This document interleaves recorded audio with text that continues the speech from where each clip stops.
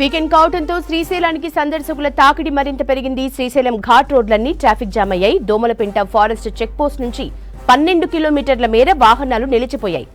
జలాశయం గేట్లెత్తడంతో డ్యామ్ ని చూసేందుకు రోడ్డు పక్కకు వాహనాలు నిలిపివేయడంతో భారీగా ట్రాఫిక్ జామ్ అయినట్లు తెలుస్తోంది.